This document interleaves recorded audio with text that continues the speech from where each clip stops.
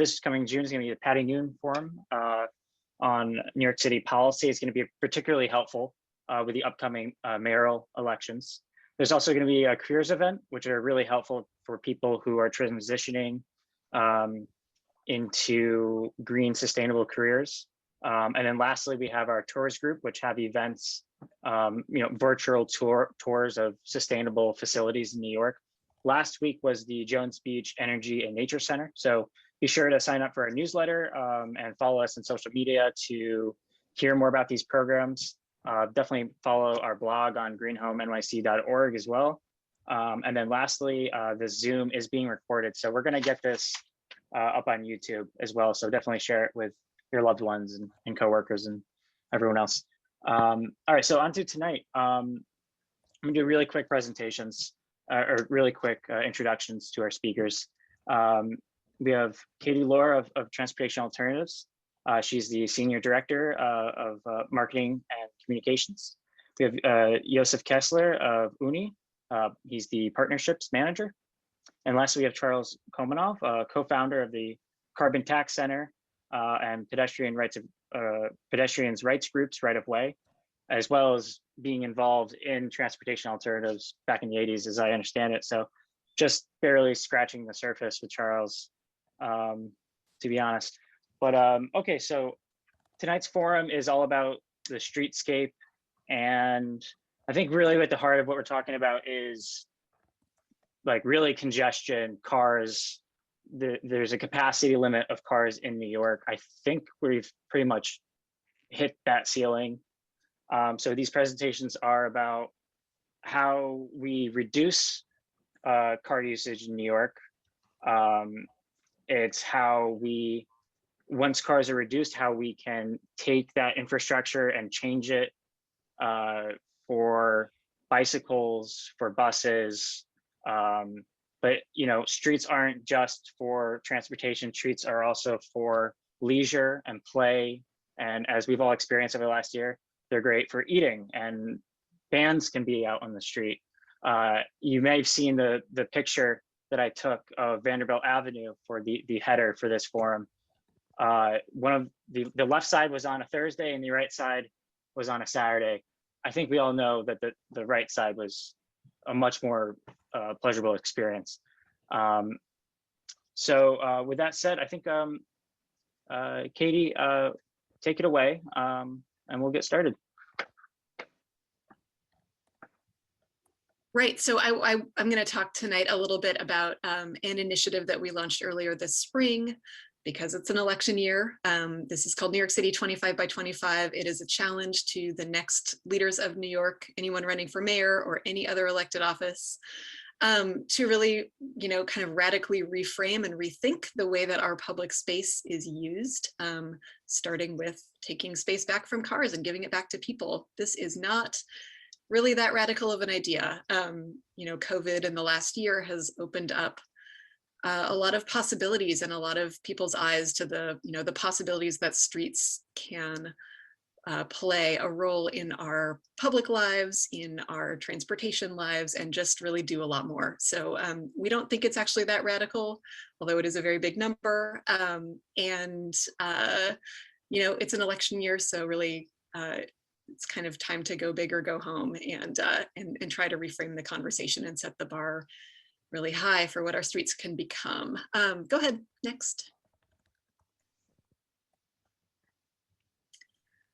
So I'm Katie Laura from Transportation Alternatives. Many people here might be familiar with us. I am going to very briefly try to summarize what's in a pretty dense kind of data-packed report that we put out earlier this year, but I encourage everyone to check out nyc25by25.org for everything. There's a lot of statistics and just kind of a lot of evidence in there that we just compiled to make this really a no-brainer that taking back streets for people is something that is good for our city in a whole host of ways. Go ahead, next. So we'll just start with the status quo, right? This is something that should look familiar to everyone. Transportation Alternatives has been fighting this for almost 5 decades on a variety of scales, the hyperlocal, kind of the street outside your house, the city level, trying to get new legislation passed at the state level. So we've been in this fight for a long time. Our mission is to reclaim New York City streets from the automobile and advocate for better walking, biking, and public transit for all New Yorkers. And I would add just public space. I mean, I think, you know, this 25 by 25 is it's a spatial framing for our streets. But I think looking at space itself and the possibilities of it is a great place to start. So streets and sidewalks are 75% of our public space in New York City. Right now, obviously, they look like this. They are car-centric. Is this the best use of them? We don't think so. Go ahead, next slide. So, you know, our kind of operating principle for the whole time we've been around is just space with fewer cars in it, right? Is better for everyone. One of the challenges when we put together the 25 by 25 challenge is just how do we make this an addition problem rather than a subtraction problem, right? So what are the stakes? What could we add to our city if just space for cars was not an inevitability, not a foregone conclusion? You know, what is kind of the hope and the optimism and the positive framing of this equation? Okay, go ahead. So 25% of our public space that is currently used for cars, back to the people by the year 2025. We think it can be done. We just wanted to present, you know, present the kind of positive visionary version of this, and also just make it very clear that this is, you know, not a safety issue only. It's not a transit issue only. It's not a bike nerd issue only. It's a really intersectional issue that brings together a lot of you know, a variety of interests that really everyone in New York shares. And we wanted to show what it would mean for your street on a local level, your commute, your quality of life. So go ahead, next slide. So first, just, you know, crunching some data on exactly how unequal our street space allocation is right now. So 19,000 lane miles for driving, 3 million free on-street parking spaces. That is more than 1.5 spaces for every registered car in New York City. When you take into consideration that many of those cars are parked off of the public streets, that is just a really weird decision to use space for that. And I know that we'll hear a little bit more about bike parking later on in Yosef's presentation, but just to compare that, there are 116 bicycles in New York City for every bike parking space. So not exactly equal allocation there. Okay, next one. So street and sidewalk, the public right-of-way is our largest public space at 25% of our overall land in New York City. It is more than 75% of that is used for the movement and the free storage of private automobiles. So taking back just 25% of that would add up to about 13 Central Parks worth of space that is given back to people for a variety of reasons and purposes. And, you know, another thing, I didn't put this stat on a slide, but another thing to keep in mind is that almost 2/3 of all trips in New York are not made in cars. So transit, walking, biking, and of course, like this could go down much, much farther if we actually invested in transit, walking, biking. If it was easier and more pleasant to get around, we can get people out of their cars and we can reduce the number of cars, but we have to give alternatives first, right? So the majority of New York City households don't own a car. Even those that do, you know, being stuck in traffic is no fun. And if we build alternatives to get people out of their cars, they will get out of their cars. Next, please. So there's a huge cost to this kind of car-centric way that our city is built. This is just a number about travel time, but, you know, of course, the externalities of cars on our air quality and our street safety and environmental justice and a number of other factors are also at play here. So it is possible to quantify a lot of this stuff, but I think everyone who's in this realm knows that it costs a lot to be a car-centric city. Go ahead. And the other part of the story, right, that we've seen, especially in the last year, is that there are tons of new people taking to the streets on bicycles, and this is likely to stick. Infrastructure for people getting around by bike needs to keep up with demand in order to keep us safe. Our streets are not built for the number of new people that are out there on bicycles, and we've seen an uptick in crashes, and it's really not acceptable. So just a couple numbers on the bike boom. In the last year, there's been a 67% increase in bike ridership, and that is measured from East River Bridge crossings, I believe. Bike shops have been sold out of, very quickly when COVID hit.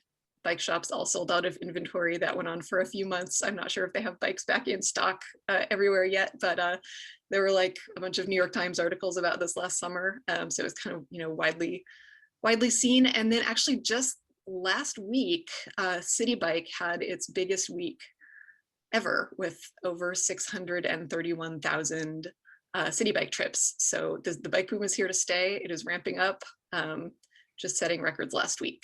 So go ahead, next. So, we think that this kind of reframing of this imbalance is a no-brainer. We think that correcting this balance is really what needs to happen for our climate, for our health, for our city, for our safety, for our public space.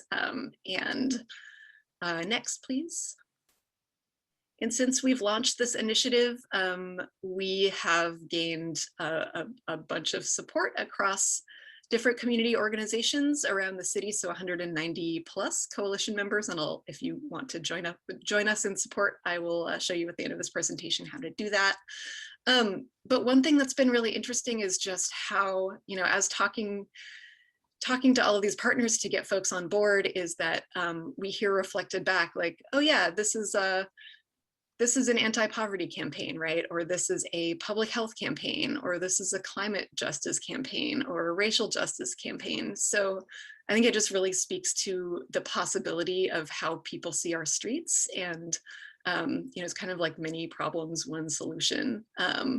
We've gotten support from a number of mayoral candidates have either mentioned the campaign or kind of taken up part of the platform. And we've heard from cities around the country and around the world who want to launch their own 25 by 25 campaign, or take some of the principles here and really push for their own elections or push their own leaders. So we see that as really a really promising development. So go ahead. Just speaking a little bit more on kind of the intersectionality of all of this, these are some of the benefits of just like straight up spatial reallocation. Safer streets, obviously, fewer crashes, fewer cars means fewer crashes, climate goals, increasing quality of life, more social interaction, more fun, reducing the inequities of the way that our cities have historically been built, generating new revenue for the city. And this is something that I'll actually end with, even, the possibility of turning all of this, a tiny fraction of this free on-street parking into paid parking would make a huge difference for city revenue, reducing expenses in a number of different ways. We're all thinking about the economy right now, thinking about, how we bounce back from the past year. There's a lot of evidence that, walkability and transit and just alternatives to cars help create and retain jobs. And we go into all of this in the report, so I'm kind of glossing over it now, but there are a lot of studies around this, and mobility, of course. So next. So back to kind of being additive, 25% is a lot of space. It is a little bit of an abstract number. So we wanted to just do a little bit of back of the envelope math and go on to the next slide. I'm just going to kind of list off, this is like, we didn't want to be too prescriptive about what this 25% turns into.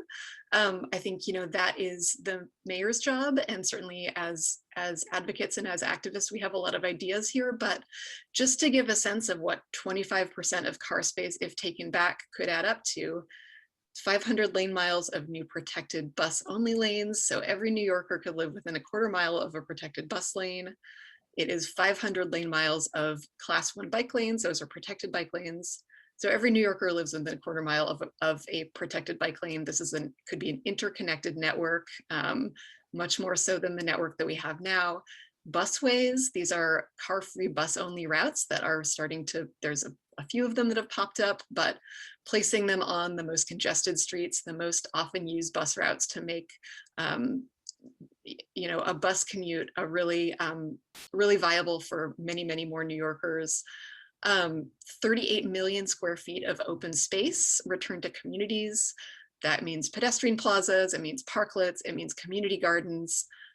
Every New Yorker could live within a quarter mile of open space. That is not the case right now. Universal daylighting, this is the idea that you can remove car parking at the intersections to increase the visibility of the intersection and decrease the likelihood of a crash. Intersections are the most dangerous parts of our streets. You could do this at every one of New York City's 39,000 intersections, and you can use that space for something, right? It can be traffic calming neck downs, you can put bike parking there, you can put micro mobility there. So there's a lot you can do with that space. And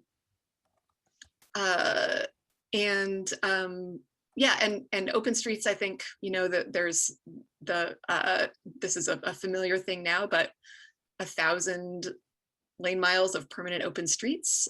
You could open up a major street in every central business district and make it pedestrian only, signature car-free public spaces on a major thoroughfare in every borough.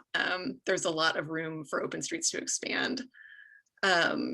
Space for arts and cultural venues, restaurant seating, street vendors. The open restaurants program has been a great success in a lot of ways. So thinking about other uses that kind of are specifically tied to economic recovery, and how the street space can play into that. And then just, straight up widening sidewalks, adding traffic calming, bulb outs, curb extensions, just to make every intersection safe to cross, every street passable for people in wheelchairs, people with strollers, adding benches, seating, street vendors, bus shelters, bike parking, everything that everyone wants, public restrooms. I should have led with that.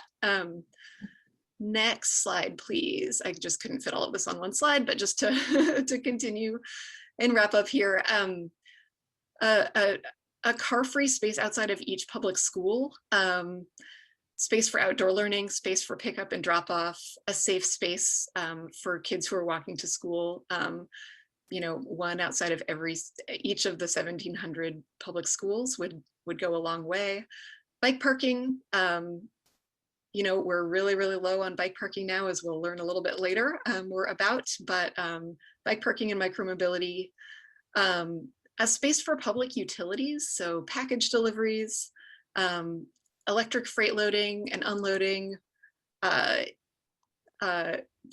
dedicated space for for-hire vehicles to pick people up, trash collection, moving trash kind of out of the garbage bags in the mountain on the sidewalk and into a parking space in a containerized way, just to make trash pickup more effective and efficient.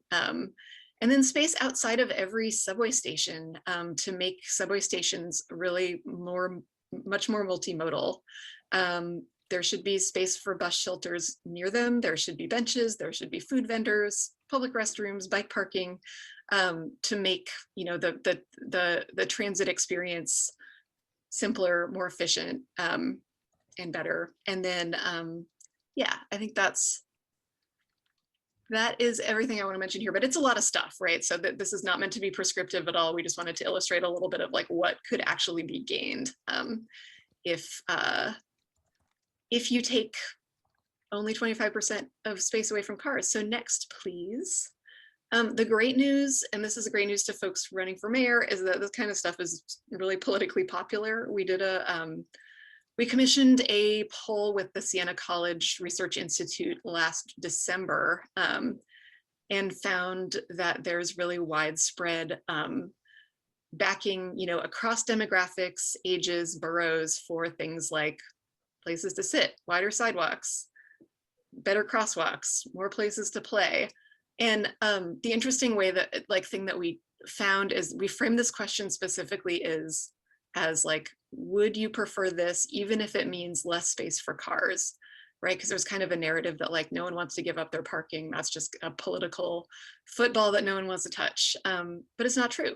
You know, across demographics, across boroughs, people want to see this stuff. And I think, you know, if I were running for mayor, I would take this as a mandate. Next, please. I mean, the other thing that we discovered in our polling is that personal experience of traffic violence, being injured in a traffic crash, being hit by a car, is a very personal part of our experience as New Yorkers. 30% of New Yorkers reported being injured in a traffic crash. 70% reported knowing someone who had been injured or killed. So this is something that a lot of people can relate to. And, you know, the stakes are high, and everyone knows that the stakes are high. And the first 4 months of this year were the second deadliest first 4 months since Vision Zero launched. So we are not headed in the right direction. And yeah, next, please. So yeah, our goal was just to show kind of, you know, how intersectional, how urgent these issues are, what can be gained. It's a lot of space. It's a big, tall order. We think it's worth it. We think that it's time for, you know, kind of a bold agenda for our streets. And just to quickly close out, next, please. This is obviously like this sort of, you know, large scale re-envisioning of our streets is going to take a lot of new approaches in terms of management and organization, the way that we think about enforcement, the way that we engage with communities, the way that we phase, the way that we generate revenue. I don't have time to go into all of the questions that we put together for the candidates, but as part of the report that's on our website, you know, there's a number of kind of key questions and points that we wanted to make sure that, you know, whoever takes this on is thinking about, you know, everything from like, would this require some kind of cross-cutting authority to set priorities and make cross-agency budget decisions more so than are able to happen now? What are the dedicated revenue streams? How can we protect them? How can we make sure that they, you know, don't rise and fall with political whims? So there's a lot of kind of management and operations muscle that needs to go into this as well. And next, please. But I just wanted to end with like a little preview of one of the next steps that we're taking as part of this campaign. There are a lot of possibilities for revenue generation as part of taking space back from cars. Just one of them, we wanted to point to a pilot, and I apologize for the very small type, you don't have to read all of this. A pilot that was done in San Francisco recently, using a similar model, kind of most conservatively, we did a back of the envelope calculation to say that, you know, taking 25% of on-street free parking and turning it into paid meter parking could generate up to $1 billion, or at least $1 billion in revenue for the city annually. We're taking some closer looks at those numbers now, and we'll be releasing, you know, kind of how this model actually works. But so far, it looks like we underestimated that by like an order of magnitude. It will be a lot more money than that. So, you know, just one example of kind of how our streets have value, and rethinking them creates value that the city can actually use and use to implement some of this stuff. So it's a tall order. It can be done. It just needs some creative thinking. Last slide, please. Yeah, if you want to join our coalition, please do. NYC25by25.org. Join, read the whole report, let us know what you think, and thank you so much. Look forward to the Q&A part.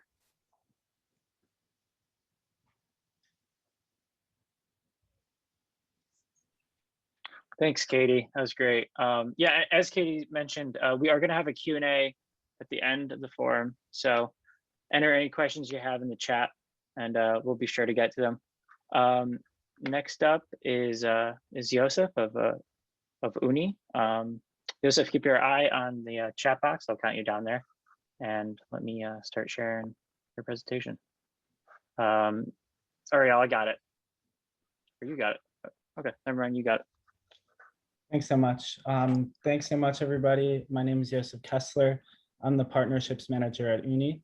I'm going to be talking today about the movement to bring better bike parking infrastructure to New York City, as well as our work at UNI to build essential bike parking infrastructure. Next slide.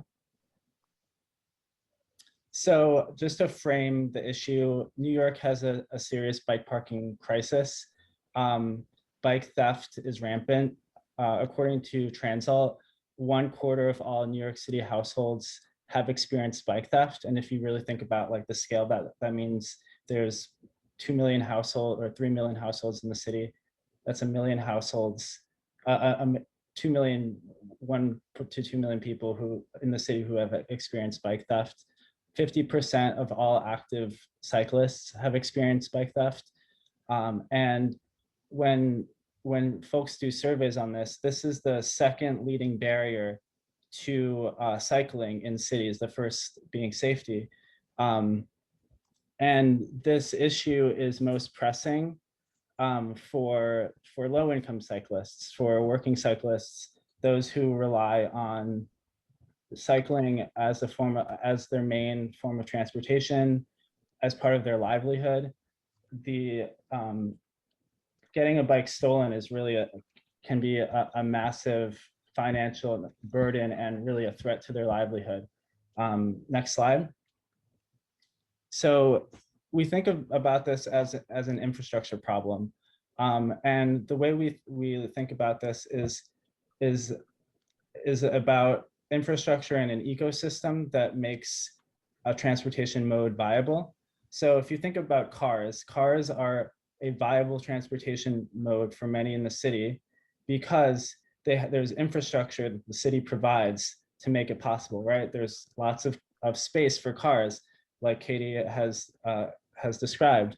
There's road space, there's parking spaces galore, there's free parking, there's minimum parking requirements, there's gas stations, there's auto repair shops if you need to tune up your car or repair something. There's insurance options, there's dedicated lanes, there's refueling stations. And when you think about cycling and bicycles, cycling has none of these, right? So it's not just the bike lanes that are necessary for cycling to be a viable form of transportation for many, that it's really a whole ecosystem. So, how do we think about creating a comprehensive infrastructure ecosystem that can make cycling a viable mainstream of transportation that's reliable for people, that's affordable for people, and is convenient? Next slide. So meet UNI. Next slide. So UNI is a project to create a comprehensive network of bike parking and service options. And our mission is simple. It's to bring a free, secure bike parking network to New York City. Our goal is scale. We look to other cities like London, which has 10,000 secure bike parking spaces across the city. We look at countries like the Netherlands that have thousands of bike parking spaces at major train hubs. We look at Paris, that's dedicated to building 50,000 secure bike parking spaces across the city in the next 5 years. So our project is not just thinking about 1 or 2 stations. It's really, how do we create a system in New York where everybody has access to secure bike parking within, say, a 3-minute walk from their home and a 3-minute walk from their work and where they get groceries, et cetera. And so we have various infrastructure solutions to deal with various public spaces. So next slide.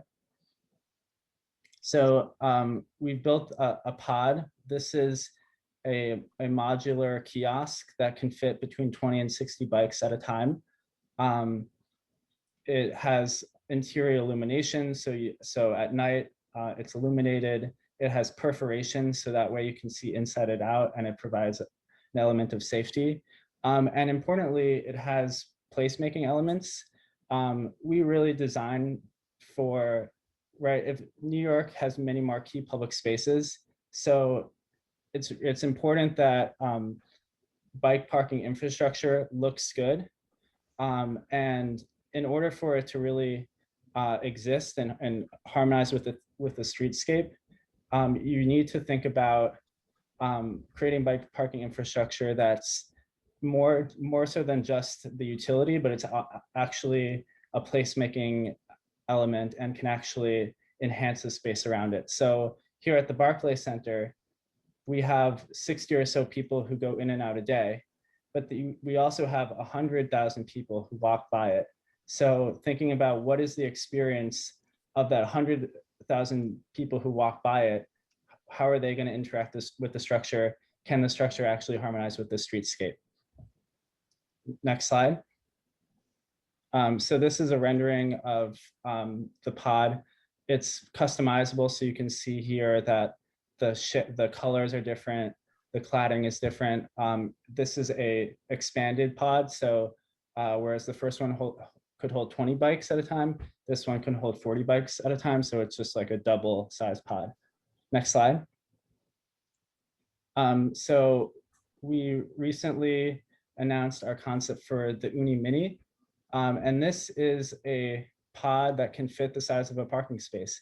So in the space of one car, we can accommodate 6 to 10 bikes. And the pod, the design ethos is incorporating placemaking elements that we like to see standard across all of our infrastructure types. It's based on an existing product in Paris, so we're actually working with the same manufacturer to create a customized product, because we really see the benefits of working with experts and really transferring knowledge across the world and bringing in the best ideas and products from Europe and from around the world to make cycling better in America. And from a street standpoint, we're really excited about the Mini because of the potential for scale.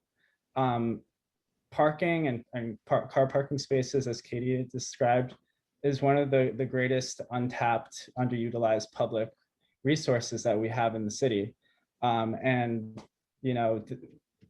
this Mini can really go basically in place of any single car parking space. So when you're talking about scale, how do we reach having 100,000 secure bike parking spaces, 1 million secure bike parking spaces across the city?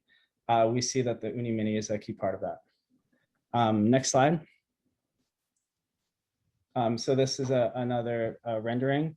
We're bringing the first 2 mini prototypes to the city, and we're launching it later this summer. So we'll have some more details about where we're launching them pretty soon. Next slide. And then we recently announced the first Uni hubs. So this is an indoor high capacity, publicly accessible bike parking facility that can house more than 100 bikes at a time. We're partnering with the developer Totem to bring 2 facilities to new residential buildings in Brooklyn, the first one being in Sunset Park. And we see this as a model for development in the city writ large. And just as in ULURP and in the community approval process for new developments, oftentimes developers are required to build amenities and one of the amenities that they're often forced to build is car parking garages.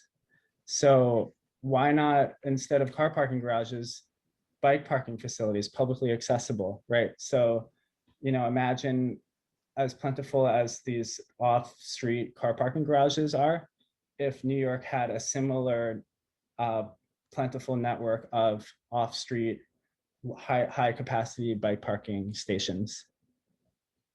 Next slide. And here's a rendering of what it looks like in the new development in Sunset Park. Next slide.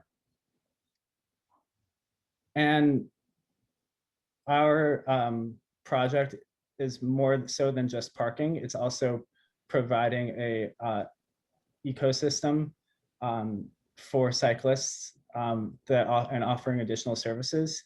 So the idea is once we have a wide infrastructure network and paired that with a mobile app, we can then offer cyclists additional goods and services that can create a more convenient, holistic experience of being an urban rider. So things like maintenance or bike insurance or bike rentals or bike sales. We see that the pods can be a fulfillment center. So where let's say you park your bike in an uni and are going to work, you can actually order a tune-up or somebody to come and repair your bike while you're away. So that's a future vision for what we aim to accomplish. Next slide. So yeah, just talking about like how it actually works. The pods are access controlled, so there's no person that stands there. You access the card, the kiosks by a smartphone app or a fob card. And this is really important because it allows you to access the stations whenever, 24/7, 365, without relying on somebody actually staffing the facility. The interior is illuminated, it's airy. We're developing vertical assist racks for the pods, which is something we're testing out now. We're prototyping a rack that helps folks actually lift their bike vertically. And that's important because many people have heavier bikes or people who are more physically challenged or have cargo bikes. The vertical configuration can be challenging. And so we're aiming to alleviate that pain point in the experience. And membership is free. So we don't charge members or users anything to use Uni. Next slide. So what is our business model? We are a for-profit business. It's around sponsorship and advertising. And this is important to say just from a policy standpoint. Sponsorship and advertising is important to make a system viable and scalable. So you can't make a viable business model by charging users parking fees like you can for maybe a car parking garage. We found that in our surveys of our users, people aren't really willing to pay more than $5 or $10 for a secure bike parking, especially if the option is, oh, I could just maybe park on a pole and take my chances. And it also reduces the whole equity argument of this being a fundamental transportation need for many people in the city. Once you start charging large prices for bike parking, the whole actual like value of the infrastructure reduces. And if we want to reach scale, there needs to be a financing mechanism to really achieve that scale. So it's either advertising, which provides capital to actually build the infrastructure, as well as to provide ongoing revenue. Sponsorship, which is how City Bike does it. Advertising is how bus shelters and newsstands are financed. The other option is direct city subsidy, which is simply just unlikely in our day and age. The city doesn't pay for a City Bike. So, and if we're really thinking about tackling the problem on scale, which is what we need to do, we're talking about really $1 million capital, millions of dollars in capital, that it's unlikely for the city to be able to do that. So that's why we see it, advertising and sponsorship really from a policy standpoint is the most equitable and practical way to scale this infrastructure. Next slide. Oh, I'm 1 minute. Okay, so I'm gonna go through this really quickly. So we've had 3 successful pilots: Lower Manhattan, next slide; Journal Square in Jersey City with the Port Authority, next slide; Atlantic Terminal in downtown Brooklyn, and next slide. So we're really proud of what we've accomplished. We've have great user satisfaction. This infrastructure has actually been tested and proven in New York City and actually works. We've received lots of endorsements from city council members, mayoral candidates, and we've achieved New York's first bike parking pilot. And this is a model that can really be expanded across the city. Next slide. And just some closing thoughts looking ahead. I think there's a growing recognition of the importance of bike parking infrastructure. Many mayoral candidates, this is a conversation that mayoral candidates are talking about. Many of the top candidates have said that uni and bike parking is something that they want to actively expand across the city.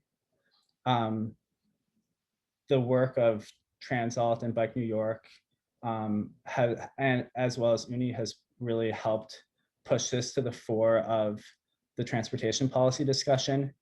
And going back to Katie's point, COVID has really helped people reimagine public space and has increased the appetite to transform public space. So whereas it might be unfeasible 2 years ago to talk about replacing car parking spaces on the street with a uni mini bike parking kiosk, now after the precedent of open streets, of restaurants out in parking spaces, I think the public atmosphere for bold, ambitious street projects like bike parking is there. Uni, we continue to make progress on bringing scaled bike parking. Our ultimate goal, again, is for the city of New York to either do a scaled pilot that we can be a part of or release an RFP to bring a dispersed bike parking network to the city. We also plan to have some exciting announcements coming up and some calls to action very soon. Next slide. And just to thank you all. And if you want to ask questions or learn more about how you can support our work, please feel free to reach out to me. I'll leave my email on the chat. Thanks so much.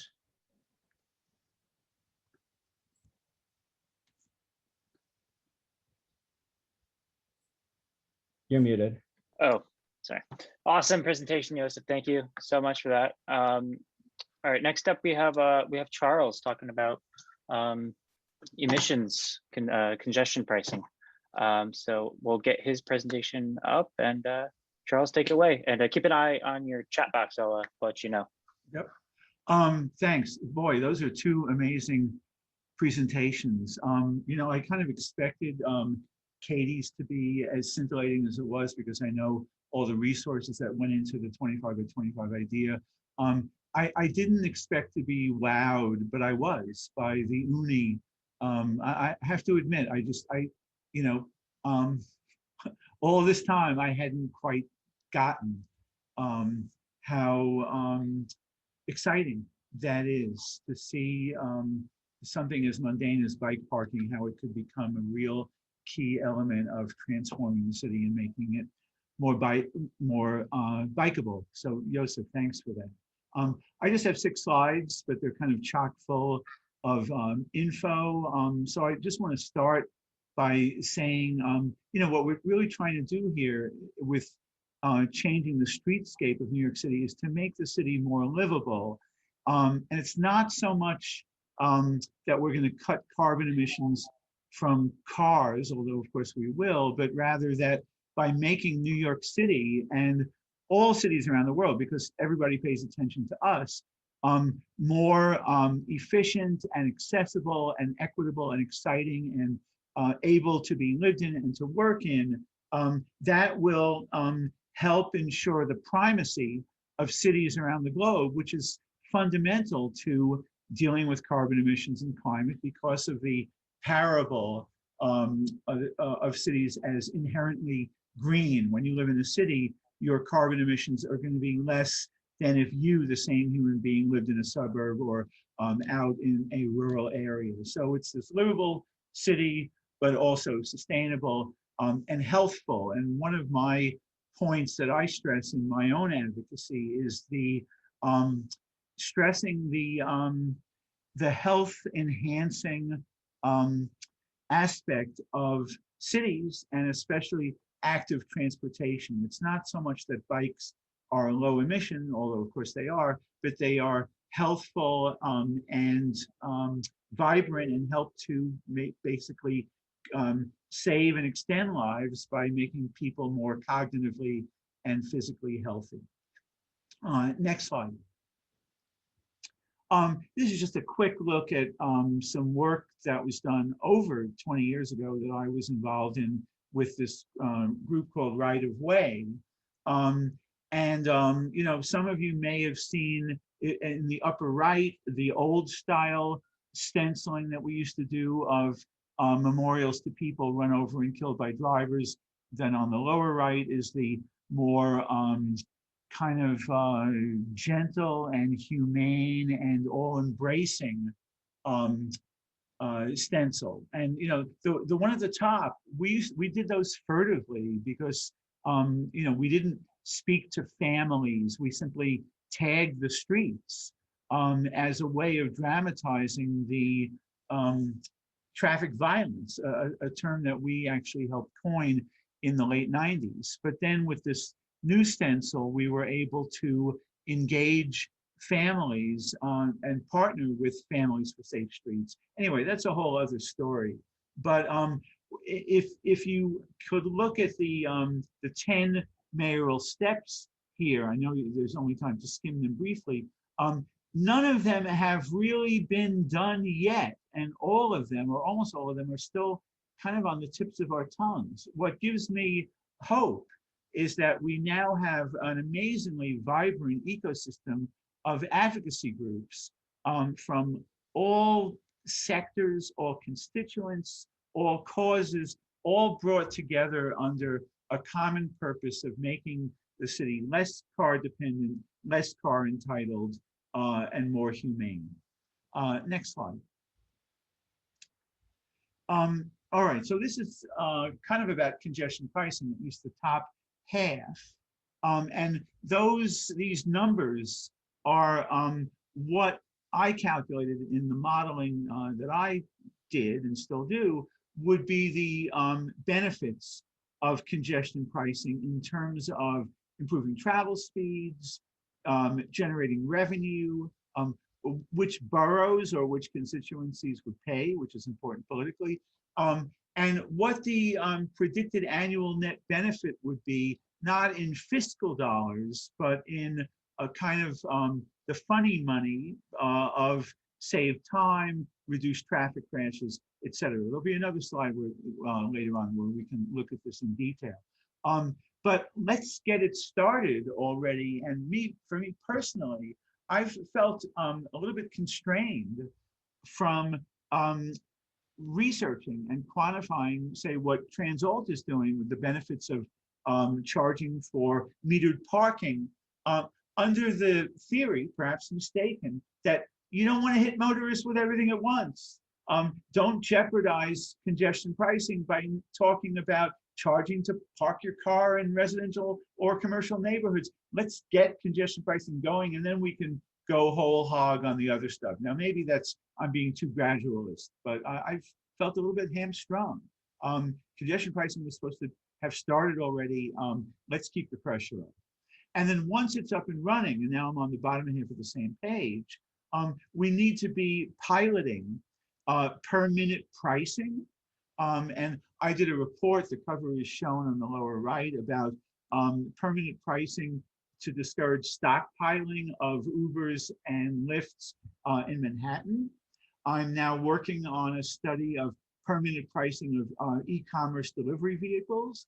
Then there's C, metered parking, which again, Katie talked about. and make this all proportional to vehicle size. Now, none of these things are part of the congestion pricing program that hopefully will be starting up in the next 8 to 12 months, but you've got to walk before you can run. Let's put it that way.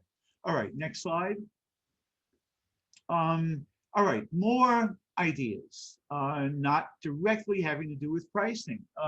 Automated enforcement with speed cameras, red light cameras, seizing the vehicles of multiple offenders. You know, we don't want to be throwing, you know, bad drivers, reckless drivers, maybe even killer drivers indiscriminately in jail. We have enough incarceration in our society, but there needs to be some accountability.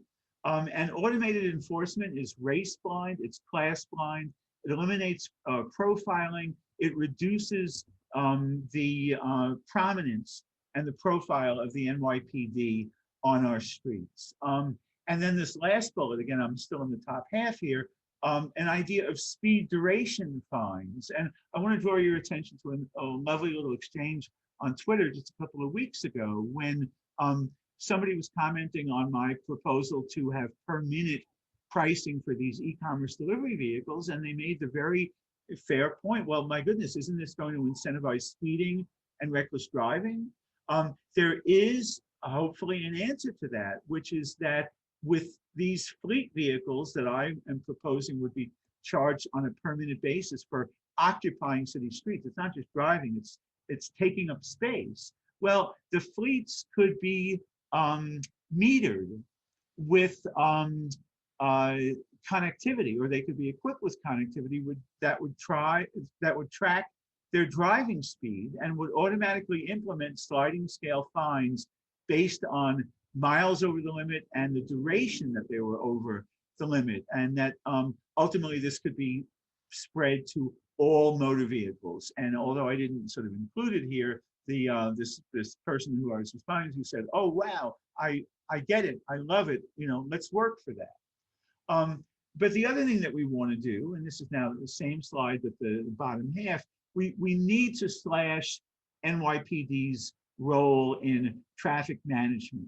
NYPD institutionally and individually do not care about the safety of people on foot, on scooters, skating, or on bicycles, or simply trying to use streets in some of the non-automotive ways that Katie talked about in our presentation. It's been proven that they don't care. They have the windshield mentality, the suburban ideology, and it's not going to change. It's got to be taken away from them, traffic management, regulation, and enforcement. And so we do that with automated enforcement.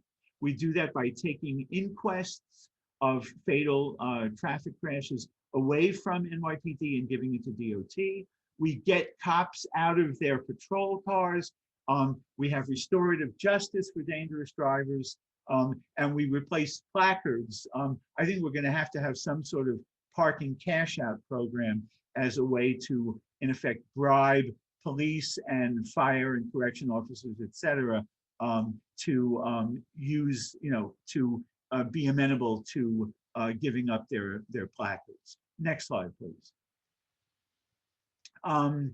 So a possible agenda item for the future, municipal ownership and governance of the transit system, of our subways and buses. And a little over 2 years ago, Corey Johnson, who we thought then was going to be a viable candidate for mayor, it didn't turn out that way, but he put forth a 100-page report that laid out a possible blueprint to for the city of New York to purchase the transit authority and the ownership and operation of its subways and buses from the MTA.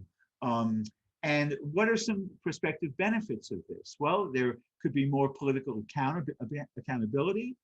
There could be transparency, neither of which we have now with a state-run, governor-dictated MTA. There would be unitary governance where the same entity would be responsible for surface as well as underground transportation. We could more seamlessly have modal integration and we would be able to elevate urban values over the suburban and rural tinged values that still are inflecting the MTA because it is an Albany and not a city-run entity. Now, there are some concerns. Finance is number one, possibly diminished federal clout because it's states and not cities that have kind of access and entree into Congress, unfortunately. There could be a loss of regional integration. But this idea that it would over politicize transit, well, maybe that's not such a bad thing. And I'm happy to say that in the fall, I'm going to be teaching a course about the idea of municipal transit governance at Hunter College Roosevelt House. My next slide is the last one. All right, some points here. What is going on in this chart? This bar chart, it now comes back to congestion pricing. And the above the line items are the benefits. Here's that $3 billion a year plus better quality of life that congestion pricing would produce according to my model. And what I'm trying to draw attention to here, probably not all that successfully, is that the CO2 reductions, if the person who's operating those slides, I don't know if you can put a mouse in there, but the environment circle above the word environment, there's this tiny little green bar. That's the direct carbon emissions reduction value, thank you, from congestion pricing. It's tiny compared to the time savings for transit users, because buses will go faster and subways will go faster once we can invest the congestion revenues in making them work better, as well as drivers saved time. But that doesn't disqualify congestion pricing as a climate plan. It just reinforces the idea that congestion pricing is an indirect boon to climate because it will make New York City work better and help us retain and attract the incremental house and business into our dense and inherently green urban configuration and not have it be at the suburban or the ex-urban fringe. So my parting thoughts are, well, I guess I've done the last one. The one above it is let's emphasize health along with safety, and back in the graphic there is this wellness, which is the life extension, let alone the improvement in quality of life of people who will be emboldened to walk and bike more because there will be fewer cars on the street. And finally, maybe a message to Green Home NYC. I guess I said shift. I should have said broaden or expand the focus. We hear that 70 or 80% of the carbon emissions in New York City are from buildings, and I guess that's true. But it's the streets that are iconic, and it's the streets that I think, and I'm sure Joseph and Katie will agree, hold the key to reviving New York City and enabling it to again prosper in a more equitable and accessible way, so that cities can leverage their inherent green quality in a multiple global way that can get us through and to the other side of the climate crisis. That's it.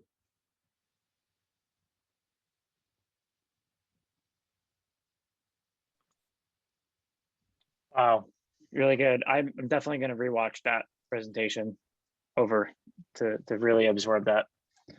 Thank you, Charles. Great. So I guess we'll move on to our Q&A session. I saw that Ariel had a really good question right off the bat for Joseph. I'll read it out loud. It's kind of a lot, but let's see here. She's curious to know about the following unipods. Are bikers responsible for locking up the bikes within the pod? How do the helmets, locks, and other belongings, how does that function in there? And then also on top of that, I had a question about, to go along with that.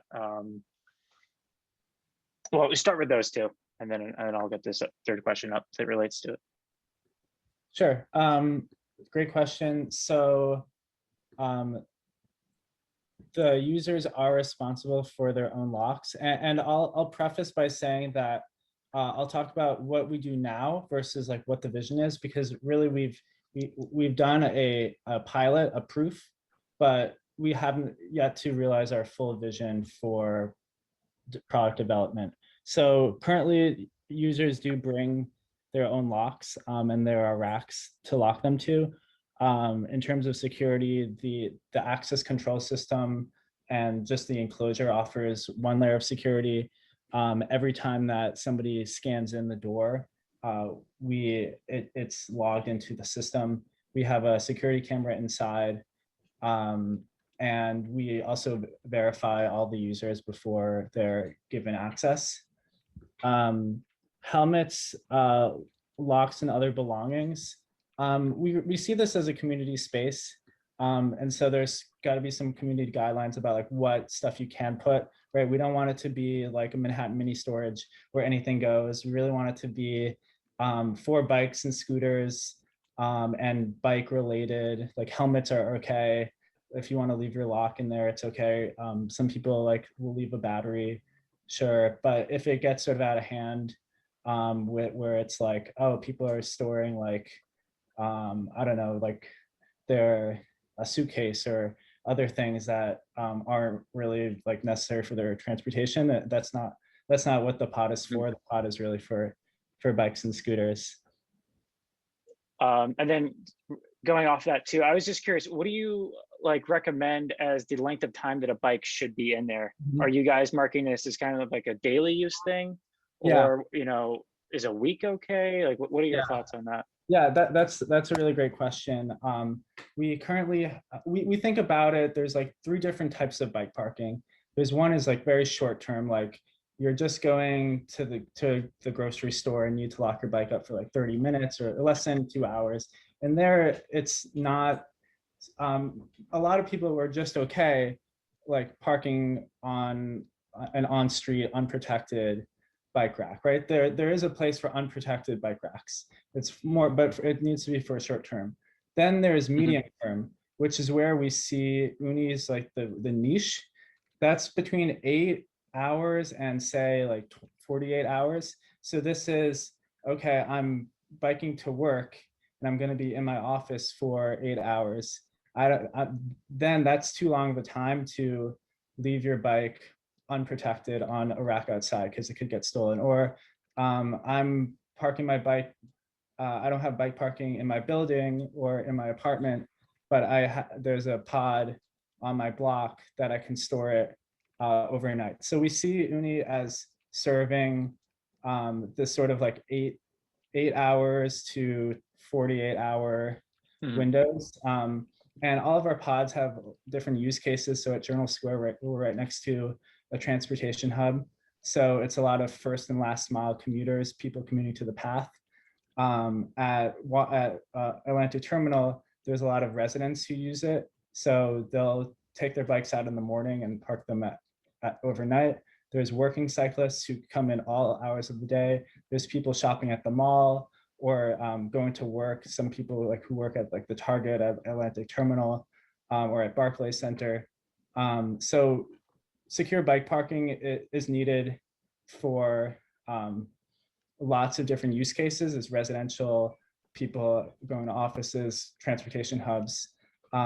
We have a 3-day limit on stays, and that's really to ensure that the pods aren't being used for long-term storage, which is the 3rd class of bike parking. It's really long-term storage. I'm not going to be using my bike for the whole winter, let's say.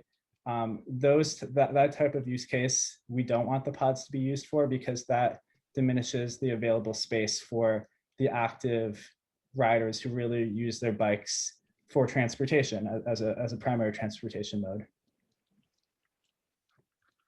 Right.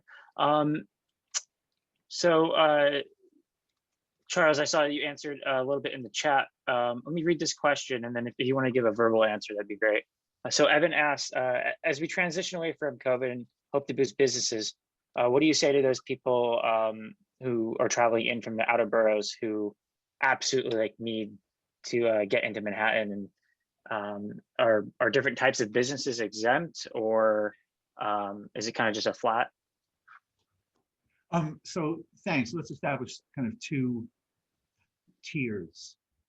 If we're talking about simply people who are, coming in to work or play or whatever it is, not the classic man with van. And if somebody can do a kind of a female equivalent to that, please, we need to balance that phrase. But the Community Service Society, which is the city's and the nation's oldest and most venerated anti-poverty group, kind of knocked that one out of the park with a 2017 analysis that established that for every one low or middle income person who now commutes regularly into the central business district by car and would therefore be subject to the daily congestion fee, for each one such person, there are 38 New Yorkers of also low or moderate income who travel somewhere, not all into Manhattan, but borough to borough, whatever, by public transportation, and who stand to benefit from the congestion toll because their commute will be improved primarily because the revenues can be invested in making the subways and the buses work better. So that's for the private individual. For the person with van, basically, if they come into the city 5 days a week, if they can service just one or two more jobs per week, not per day, but per week, which the modeling suggests will be easy, because of the reduced time in gridlock, they will make back more money through being able to have more jobs, more plumbing installed, more electrical work, et cetera, than they will pay in the toll. And in fact, person with van is almost the classic person who will benefit the most because they do a lot of traveling in and around Manhattan, whereas the person commuting from Scarsdale or whatnot simply comes in and parks their car, and most of their time savings, curiously enough, will be on the highways approaching the heart of the city. It's the tradesperson who will be the big beneficiary of the improved travel times within. Wow, okay, that's fascinating. Katie, a question for you. So as we talk about taking space back, I was wondering how you see trees fitting into the equation of the 25 by 25 challenge. Carbon offset, it makes streets more walkable, the reduction of the heat island effect, its habitat for birds and other critters. Is this something, I don't know if I saw that in your proposal of what 25% of streets could be. Are you guys thinking of these livable streets that are almost like parks? Is that part of the vision as well? Yeah, absolutely. There was, I forget off the top of my head, but we did a calculation for increasing the amount of green space, with the idea that every New Yorker can live within a 5-minute walk of a green space, which is not currently the case. So thinking very much about, what parking spaces can become parklets or community gardens or, increasing tree cover, all of that. And I wish that I had, we have some renderings that we're going to release at the end of this week that show what that transformation looks like. And I really wish that they were done in time for this presentation, because just, seeing the contrast between a street that is just a bunch of cars parked and double parked and a street with bike parking and more tree pits and places to sit and everything, it drives the point home in a way that I think a lot of statistics doesn't. But that's certainly a huge part of the equation, just in terms of what the livability equation is. And then the other thing I wanted to say about that is this is where this kind of proposal is something that looks really different in different communities based on the neighborhood context and the needs and the opportunities and the challenges. And we tried really hard to not be prescriptive about every street will have this and every street will, have this many parking spaces turned into this. Because it really, in a lot of cases, it should be up to the local community, and there should be, mechanisms beyond just the community board process. By which some of this is determined by, if there is a a dedicated constituency of community gardeners in a neighborhood, do they want to take over a couple of parking spaces and dedicate to, what goes there, decide what goes there? So figuring out what the operational process is by which these uses are determined in a way that's really, very much led by folks in the neighborhoods who are already doing the work and have these ideas is really part of this, has to be part of the way that this would roll out. Yeah, that's interesting. I do fear that that might fall victim to a little bit of what happened with the open streets, which, I kind of forgot how much of a disaster the initial pilot was a year ago. But it kind of gets into the socioeconomic problems that we see with poor communities not knowing the resources to ask for open streets, and then maybe even if they do, not being in the right position to staff them with volunteers. So there might be some type of inequity there with maybe richer communities having the resources to staff these parks with volunteers versus other areas. And as the open streets program becomes more permanent, it'd be interesting to see kind of how the city counters that. I personally think it maybe just having more dedicated city workers, it should be their job for the open streets. What are your thoughts on that?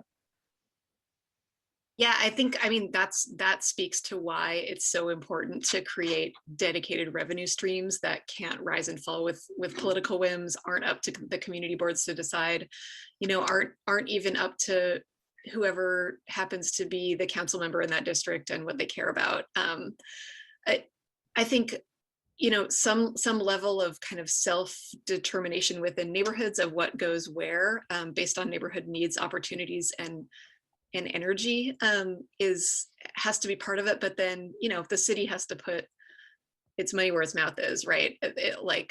Whoever's running for mayor and saying that they support a 25 by 25 type platform, where does the money come from? And that's where kind of this laundry list of questions that we put together about how, what has to happen on the back end in terms of, fixing red tape and figuring out how decisions are made and really kind of cutting through a pretty labyrinthine budget process needs to be part of this. Because yes, dedicated revenue streams are so important to this. There are ways to set them up, and yeah, but the last thing that we would want to happen is to rely on the free labor of volunteer groups to keep all of this going. Right. Yeah. One more question about 2025, and then I'm going to move on to a question for Charles. Liza asked, what are the most common arguments, concerns against 2020, the 25 by 25? Did you get feedback from that, from those questions that you'd asked out? What were people saying about that? Yeah, it's interesting. This is actually why I included the slide about how politically popular these ideas are, is that many of the people that we talked to when we were building this coalition, they didn't see anything to object to, but they thought that it wouldn't be palatable to people running for office because people being really defensive about their parking spot is just such a foregone conclusion as a political dynamic in New York. But it turns out that it's not, that's not entirely true. I think the conversation around this has shifted so much in the past year and in the past decade. I mean, if you look at the 2013 mayor's race, there was a mayoral frontrunner who shall not be named, who talked about wanting to rip up the Prospect Park West protected bike lane, right? We've come a long way from that. So I think just the assumption that people defending their own parking spot outside their house is an immovable object is something people are really concerned about. And I think the data just doesn't entirely back it up. Yeah. Speaking of Prospect Park, I was thinking how wonderful it'd be if Grand Army Plaza, if they could do a, what do they call it? Asphalt the Plaza, that program? What is that called? Asphalt the Plaza? That's not it. Pavement the Plaza. Imagine a Pavement the Plaza program for Grand Army Plaza. I was just sitting there today looking at that space and I was like, this needs to be, this was a plaza made for people in the 1870s, 1860s, and what a sight to see that if it could ever return. Now, Joseph mentioned Paris, and I had a question about drawing inspiration from other companies, drawing inspiration from other countries. It's so cool to hear that you're working with a company from Paris. Charles, I was wondering, do you get inspiration from other countries that have done this, like maybe like London? Are you looking at other places? Well, this isn't quite what you asked, Harris, but you know, I mean, look, there's two types of inspiration. There's intellectual inspiration, which is what you asked about. I'd rather answer in terms of like personal and community inspiration, because I depend on it and I draw on it all the time from the amazing constellation of advocates and activists that exist in this city. It's just astounding how many hardworking, brilliant, resourceful, and caring people there are in transportation space. And you know, we've won a bunch of things, and as Katie said, the paradigms are turning around, but we've really got to get big victories now, because I mean, so many people have been investing in this work, and it's got to pay off even more starting right now. Yeah, I think that like the magnitude of what we're talking about is, I'm interested in this subject so much because of the wide reach it has. I mean, we're talking about, I mean, Yosef mentioned, you know, how important bike infrastructure is for kind of like, you know, working class people. But I mean, all of what we're talking about is so important for climate change. But, and as Katie's mentioned, it's also about people's like health, like reducing accidents. It's about increasing people's quality of life. Like it reaches every aspect, long-term, short-term, people's moods. And it's really amazing. Let's see. Yeah, kind of going off that too, Katie, I mean, I continually am so impressed with like how rapidly Paris is moving forward with, it's like every month they come out with like a new plan about, you know, I think it's like by 2025, like diesel cars are going to be banned from the city center, and then by 2030, the massive portion of the center city won't have cars. Have you guys kind of been following what's been going over at Paris, and I don't know if you have any insight to like how are they kind of bypassing their equivalent of community boards? Like how are they able to just, do they have the same level of support, and are they able to just drive through without having to ask all these kind of like arbitrary neighborhoods what they think? If this is a pop quiz on the community boards of Paris, I'm not sure that I'm totally qualified to Right, speak right, on yeah. it. But yeah, I mean, we're absolutely looking to Paris. We're looking to London. You know, the like crazy expansion of protected bike lanes that happened basically overnight when COVID hit in London. They have a bike mayor there. You know, there are certainly some you know, procedural and structural benefits and advantages to their decision making that we don't have here. And you know, I think anyone that's tried to make this kind of change has hit up against a community board on a number of levels. And you know, I think there has to be a conversation around how that process needs to or can change, or like just needs to function and serve folks better.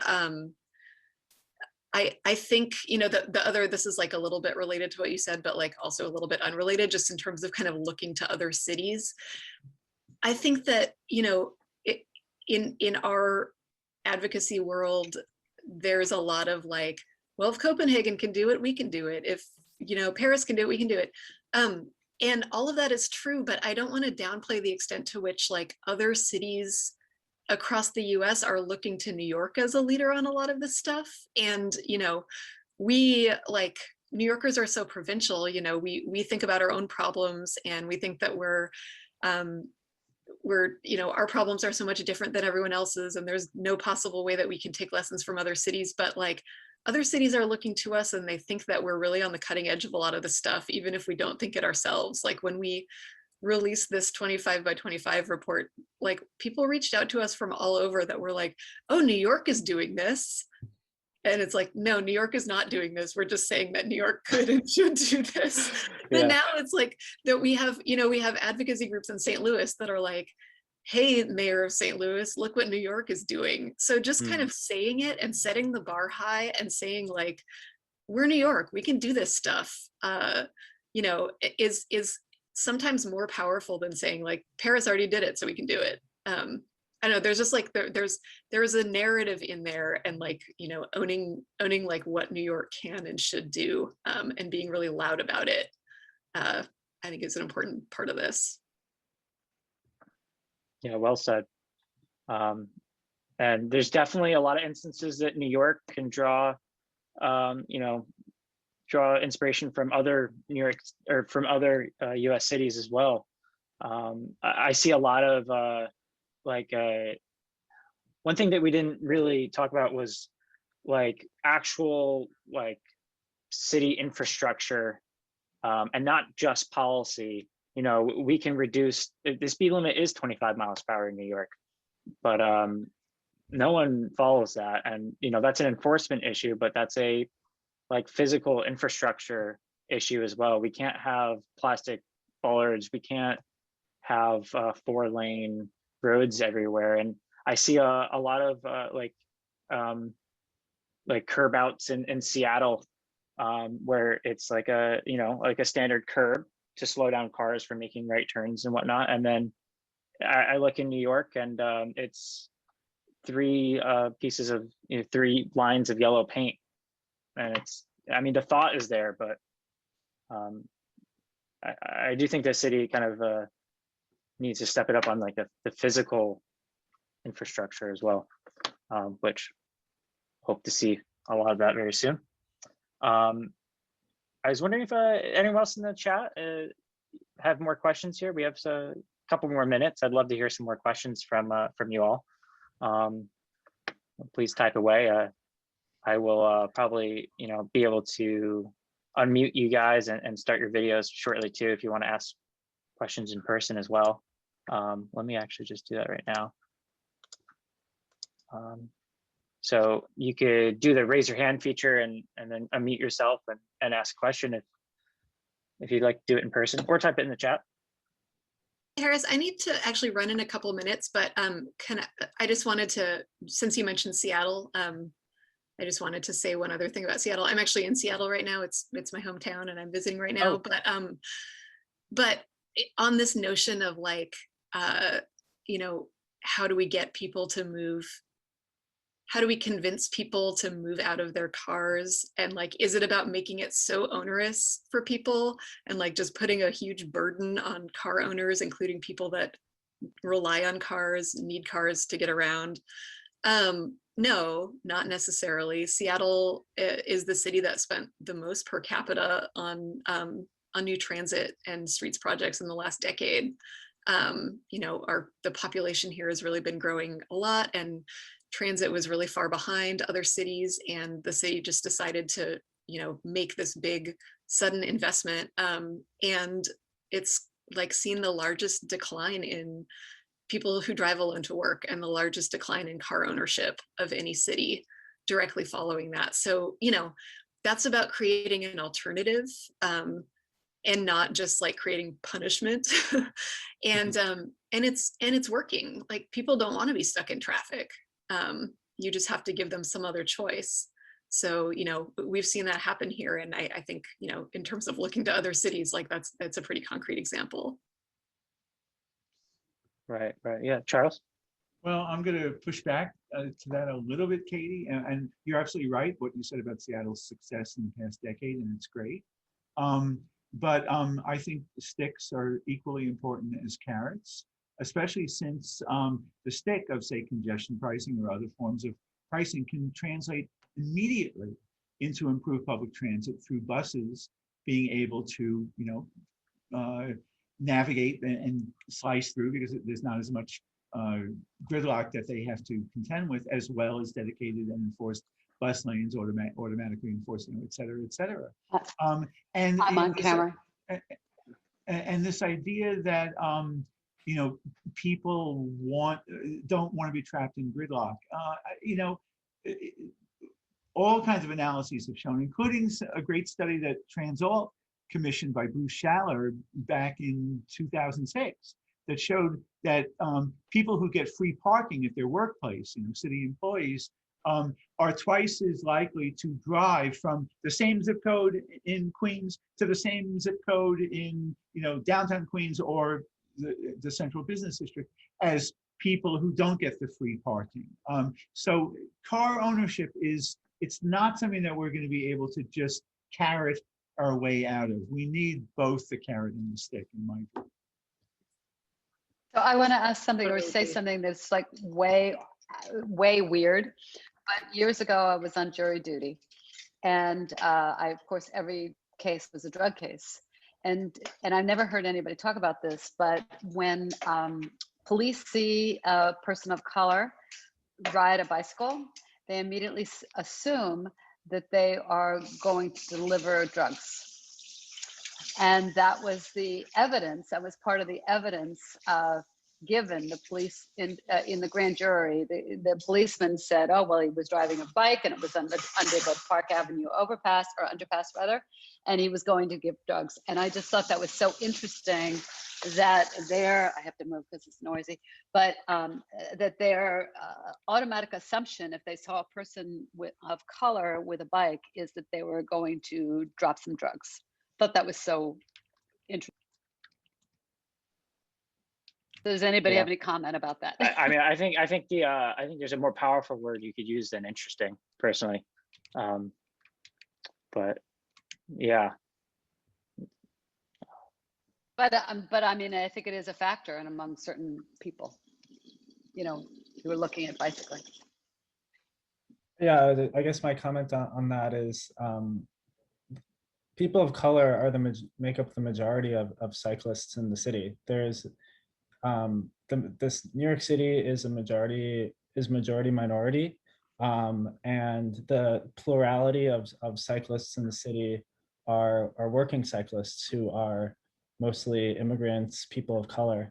And so one of the things that Uni tries to do, were founded by Black and Brown folks, is to try to combat the narrative that cycling in the city is sort of like for white yuppies, but really to highlight the cyclists the people who ride bikes in the city who are often overlooked and forgotten about, to really show why they in particular need bike infrastructure like bike lanes and bike parking.